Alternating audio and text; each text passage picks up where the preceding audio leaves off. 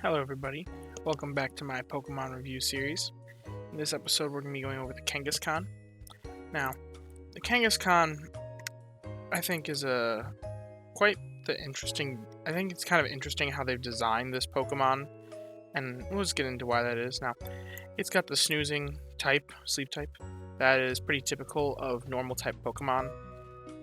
Then it's got the ingredients specialty. Now, ingredient Pokemon are kind of defined by their ingredient list and their ingredient rate with their speed. Now, the Kangaskhan, it's got a 46-minute, 40-second speed. That's pretty much the standard for most slower end ingredient specialists. Ingredient specialists in general, a lot of them have this exact speed. I don't know why that's the case, but it's just the way it is. Now, it's got a 22.2% ingredient rate, which isn't terrible. It's not remarkably great. Other Pokemon with this speed have a much higher ingredient rate, around 26 or 27. I know that's the case with Venusaur and Blastoise. They have a much higher ingredient rate than what the Kangaskhan does, despite having the same speed. But it still can be carried by a good ingredients list. So now, this Kangaskhan, it does run into some inventory problems. It's got only 18 inventory, which normally 18's a bit on the high end when we talk about ingredient specialists. A lot of them have just 17. In fact, if we're using the comparison of Blastoise and Venusaur, they only have a 17 inventory. So the fact that the Kangaskhan has 18 seems a little high, but remember, it is a single stage Pokemon. There's no evolution to it, which means that it ultimately is stuck at that 18 without any sub-skills, which is a struggle for any ingredient specialist that doesn't have an evolution. It does get a little bit of benefit from ribbons. You really want to have the ribbons on the Kangaskhan. Any ingredient specialist that has a single stage, of a single stage line, because with the 18 you can't get up to 26 with the ribbon, which adds quite a bit of extra value to the Kangaskhan's productions, especially at night. Otherwise, you can just run it during the day and never get it to the point where you need to be collecting. Like, if you're collecting it pretty consistently, you're not running it at night, then inventory is not really a problem. But if you aren't collecting it that often or are trying to run it overnight, then you want to make sure that you're sleeping with this thing a lot. Try and get that ribbon up there, or that it just has inventory sub-skills. That'll also do it, but now, the part that you're really... Oh, also skill. I always like to mention the skill. Ingredient Magnet S, pretty good skill. But with a proc rate this low, you're not going to be seeing it that often. Skills aren't really the goal of ingredient specialists. It's more of like a nice little boon. So, having the 1.7% skill trigger rate, not a deal breaker on the Kangaskhan. But really, where we want to talk about it is talking about its ingredient list. Now, the problem with Kangaskhan is not only that it doesn't evolve, but that its ingredient list is just strictly worse than another very famous Pokemon, Tyranitar. It's got the mono ginger build, which is very, very strong. Ginger is a really useful ingredient in this game. If we go to the dishes infographic, we can see that it's used in a lot of the top tier meals. In fact, 2 of the 3 week's top tier meal requires a decent amount of ginger, a sizable amount of ginger, and the second highest dessert, the 1 week that it doesn't have the top meal, has ginger in it. So ginger is a very, very valuable ingredient. Now, the problem is the Tyranitar also has the mono ginger build, which means that in every circumstance, other than maybe... well, actually, even at Snowdrop, where Kangaskhan has the favored berry, even at Snowdrop it's outclassed by the Tyranitar because it has the same island. So, it can't find a niche at Snowdrop, it can't find usage as the mono ginger Pokemon, so then we gotta start thinking, well, what does it have for other ingredients? Now, something that stands out to me is the soybeans here. Because if you don't know, soybeans and ginger are in a lot of the higher tier meals, specifically these ninja meals, the ninja curry and the ninja salad. Well, I guess not really the curry, but the ninja salad is primarily what we're thinking. It's got 19 soybeans and 11 ginger, which is a pretty hefty amount of each, so having a dedicated ingredient specialist to produce them both, if it can manage to produce both of that, then that is amazing. The thing is, it has the same issue as the mono ginger build. Soybeans also exist on Tyranitar. So, as you can see here, I just came up with a Kangaskhan that had enough stats that it could make this ninja salad consistently.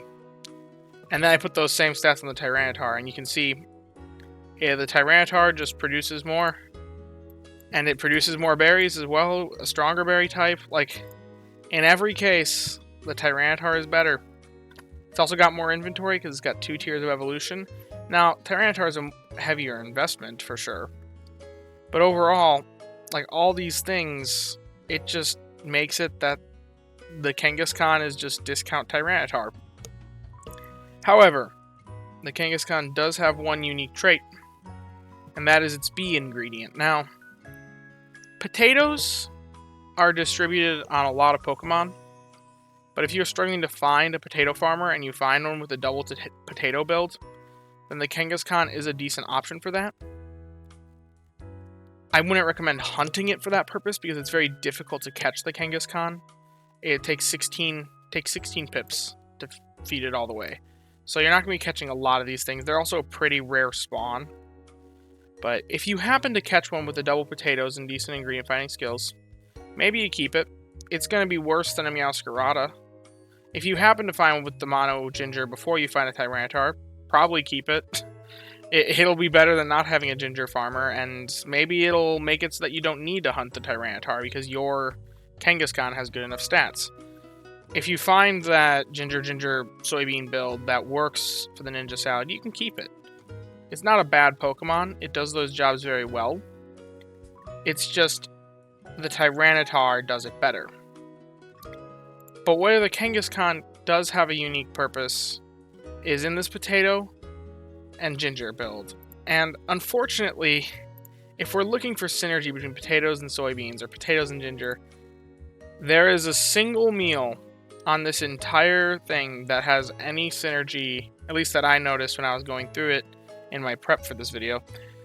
There was a single meal that has it, and it's the Supreme Power Extreme Salad. Now, I'm not a very big fan of the Supreme Power Extreme Salad. It's right below usually where my cutoff line for meal consideration is.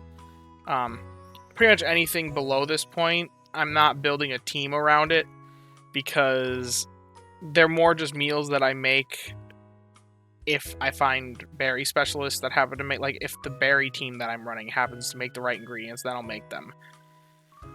And usually that's what's below this line. And the Superpower Extreme Salad is just right ever so slightly beneath that line. So it's not the best, but it does cover 2 of the ingredients in it. But as you can see, those ingredients, it only takes 3 potatoes and 6 ginger. That's not really that much and doesn't really call for an entire ingredient specialist dedicated to the production of those ingredients in here. And it also has eggs, which eggs are one of the most difficult ingredients to produce in consistently in this game. So I just am not a very big fan of this meal. So yeah, there's a niche there. If you happen to come across a Kangaskhan that makes it, go for it. Maybe you can, like, if you happen to find the right Pokemon to cover the other ingredients as well, then there might be something there. But I think this meal just isn't strong enough to reasonably take the planning, and I don't think it's strong enough to justify building a team around it. So one day, if they add a meal that takes both ginger and potatoes, then there might be a really strong niche for the Kangaskhan. As of right now, I guess to compare, this Petal Dance Chocolate Tart, which is just on the other side of that line and is 300 base power strength stronger with 1 less ingredient. I think that this meal actually gives some usage to an Absol with Apple and Cocoa. I'll get into that in my Absol video, but because the Absol can cover this by itself, the Kangaskhan still can't cover this by itself. So, I don't know.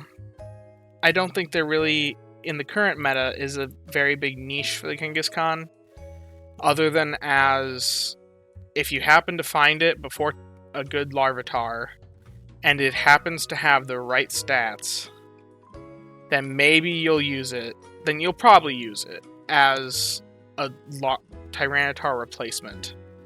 However, I would never see a world where you ever would want to hunt for this thing.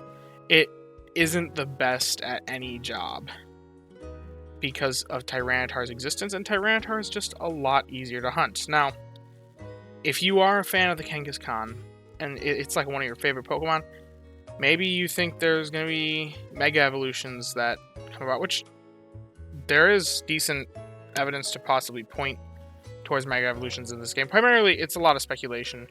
Just the whole idea that there's a lot of the Pokemon that have Mega Evolutions that are in this game, so maybe it's the route they're going. In the base games, Mega Kangaskhan is one of the most powerful Pokemon in the entire game, so maybe that translates over to Pokemon Sleep. If that ever happens one day, somehow, I wouldn't ever recommend hunting something because of speculation, but if it happens one day, then you might want to hunt the Kangaskhan. And the places to hunt it are at Greengrass and Cyan. Probably Cyan, just because there's a smaller pool of stuff that can be spawning. Because Greengrass has a lot of things that can spawn. So if you can hunt it at Cyan, that's going to be the better option, as it is there. And yeah. I think that is all there is to really cover about the Kangaskhan. I hope you enjoyed and learned something, and see you next time.